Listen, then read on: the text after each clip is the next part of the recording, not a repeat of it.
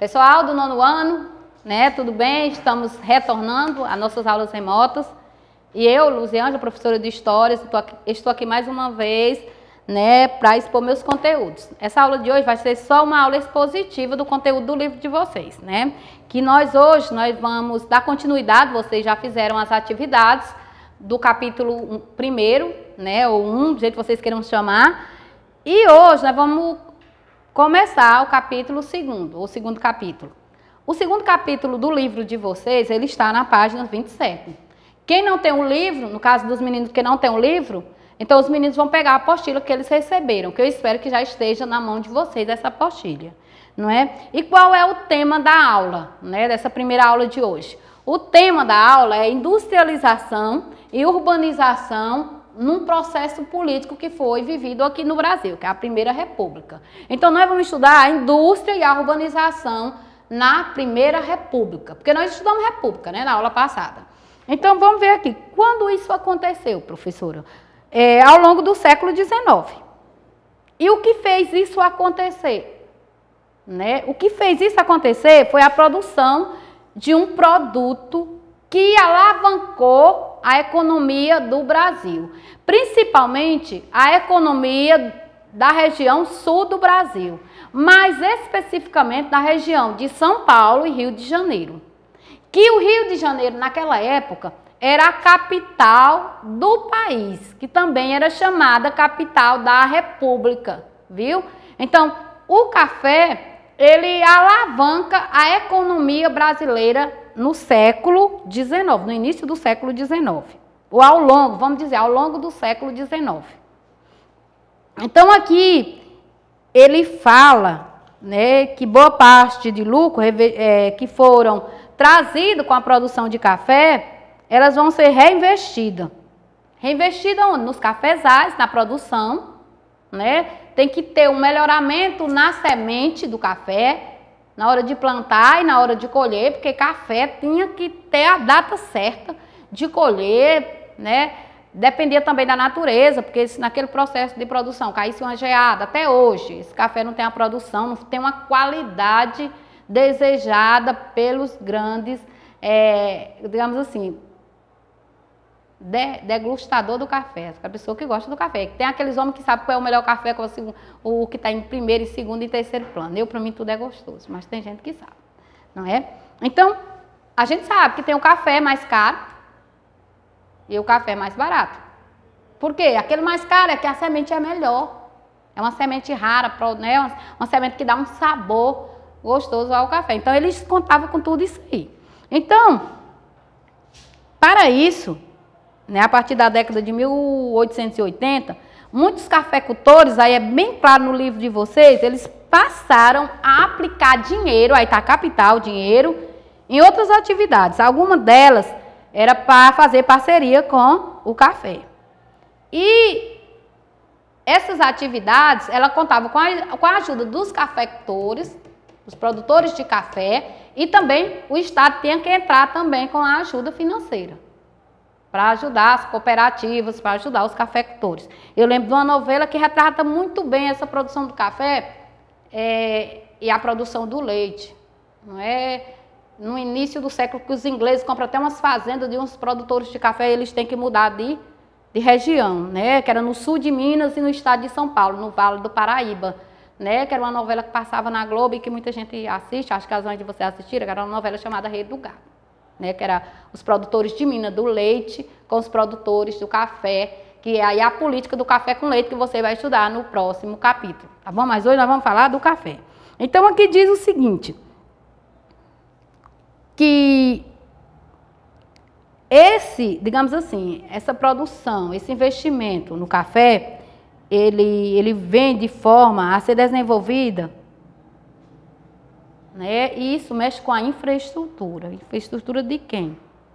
Dos países onde o café era produzido. Do país não, gente, do estado onde o café era produzido. Que eu estou falando, o país é o nosso, Brasil. Então, lá, para escoar esse café produzido no Brasil, para as outras regiões do país e para mandar para fora, para países estrangeiros, eles fizeram uma aplicação muito grande na infraestrutura de estradas, né, ferrovias, portos, companhias de navegação, em estrada. Eles tiveram também, né, que investir na energia, né, energia elétrica.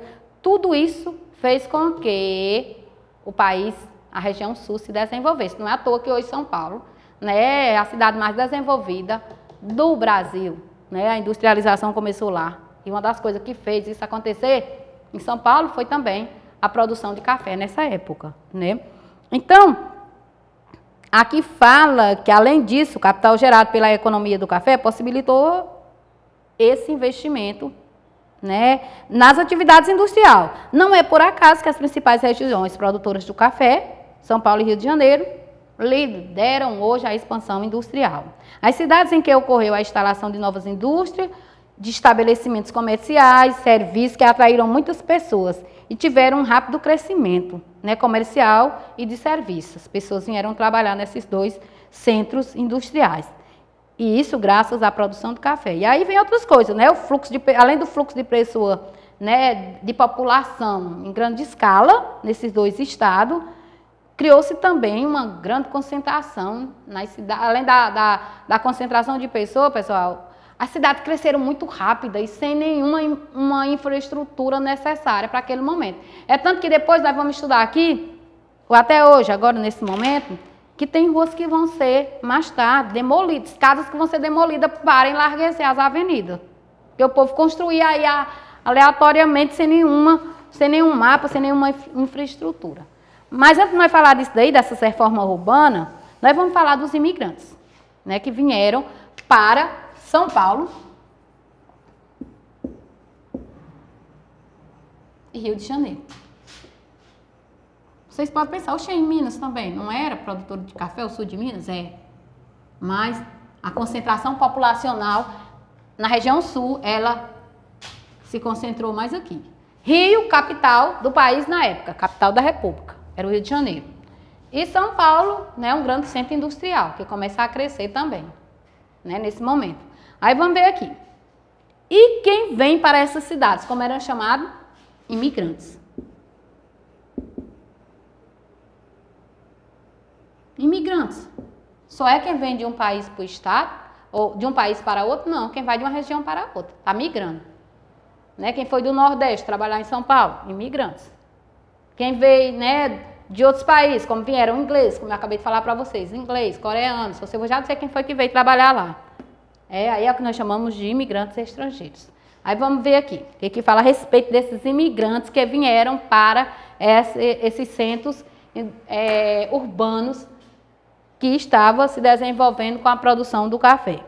Primeiro, aí é bem claro, eu vou começar lendo para a gente poder, né, ter essa discussão de entendimento entre nós, eu e vocês. Aqui diz assim: as cidades cresciam e as atividades urbanas demandavam mão de obra, operários para trabalhar nas fábricas, profissionais para trabalhar na construção civil. E que profissionais eram esses que trabalhavam na construção civil? Todos vocês sabem. Pedreiro, carpinteiros, não é? Marceneiros, serventes, né? E etc. Todo esse povo trabalhava na construção civil. Então, preste atenção. Muitas pessoas se deslocavam de outros estados para lá e de áreas rurais para áreas urbanas. Então, isso explica, né, um deslocamento rural e até estadual muito grande. Porque eles viam lá uma oportunidade de melhorar de vida. Ninguém saía de uma região para outra ou do campo para a cidade para piorar de vida. Eles iam com um objetivo, ganhar dinheiro, né? Melhorar de vida. Então, entre 1887 e 1930, 3,8 milhões, que é bem claro, de estrangeiros se estabelece no Brasil. Estrangeiros? Sim, estrangeiros. Quem eram esses estrangeiros? Né? Vieram de onde? Italianos, Itália, espanhóis, Espanha, né? Alemães, português. Vieram sírios, libaneses e japoneses. Para onde? São Paulo e Rio de Janeiro. Investir seu dinheiro. Vinha, não era para trabalhar como empregado, não. Eles vinham, compravam as ossos de café. Botava um preço exorbitante naquilo ali, ele via ali uma saída para enriquecer, via aqui o país, um Brasil que tudo que se planta dá. não é? E o café era, digamos assim, era a mina dos olhos, a mina de ouro dos olhos dessas pessoas naquele momento. Então eles investiram, eles iam lá, expulsavam as pessoas da terra, botavam um preço exorbitante, eu compro por tanto, comprava, né? Eles caçavam um meio de, até de tomar, quando não tinham documento, eles expulsavam aqueles, né, aquela pessoa leiga de lá e tomava de conta. E aí os outros também vieram para criar fábricas, né? Porque com o café, com a produção de café, eles viram também aquelas pessoas que foram morar lá, precisavam de vários outros produtos.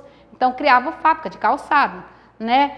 E fábrica de roupa, fábrica de eletrodoméstico. E aí vendia para aquelas pessoas que queriam melhorar de vida. Como é chamada essas pessoas que vêm de outro país? Imigrantes. Então, aqui fala que alguns deles, especialmente alemães e italianos, se instalaram no sul do Brasil, onde se dedicavam ao cultivo de pequenas lavouras e de criação de animais. Vem também os primeiros animais a ser criados nessa região, né? Os bois que vieram. A maior parte dos imigrantes, eles dirigiam as regiões cafeeiras, atuais São Paulo e Rio. Minas também apareceu muita gente para comprar terras em Minas. Tem vários livros de história que falam sobre isso. E aí também, aqui tem uma pincelada sobre isso. Então deixaram o campo, mais tarde, que era dono do campo, vendeu e foi embora para a cidade. E aí, agora nós vamos falar sobre as reformas, não é, urbanas, que vai ficar para a próxima aula, tá bom? Então, tchau e até a próxima aula.